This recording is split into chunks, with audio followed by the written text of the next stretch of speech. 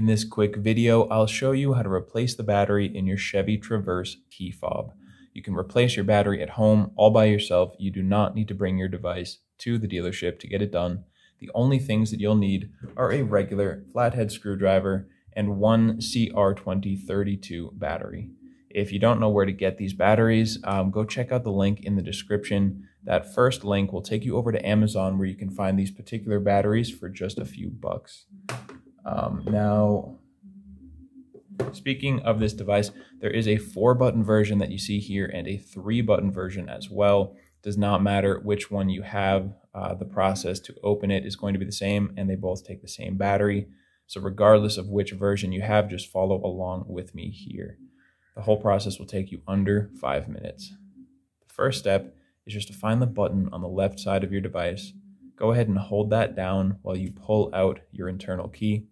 And now we're going to use this key to pry off the back section of plastic. So let me show you that quickly, and then I'll kind of break it down step by step, just so you get an idea of how easy this is.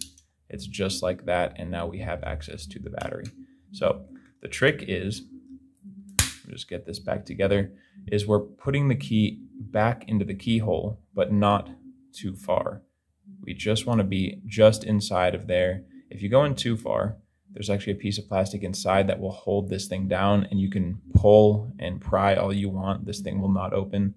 There's a kind of a sweet spot where you put it in and you're kind of pulling it up. I'm kind of prying up, and then you'll feel, oh, okay, it gets stuck right about there, just at an angle like that. And you can test to make sure you're in the right position by starting to pry. You're kind of pushing in. Oops. So I'm kind of pushing in with the key while I'm prying up. And while I'm doing that just a little bit, you can see that seam.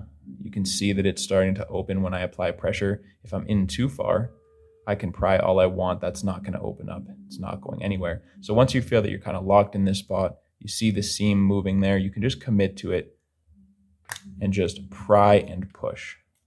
And this thing will pop open. No damage or anything like that. It's actually really easy. Once you get your key in there, you will find that spot, and you won't have too tough of a time. From here, you can just pull the battery right out. If you have long fingernails, that's probably going to be easier. Otherwise, go ahead and grab your flathead. You could use really anything you have lying around, whether it's another key or pen or pencil or something. We're just getting under the battery and popping it up, and it comes out with very little force there. And once you have the battery out, you can just dispose of the old one. Make sure your new battery is a CR2032.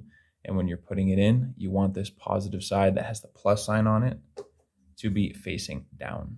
So flip that over, drop it into the housing, the little circle inside there, and just snap it into place.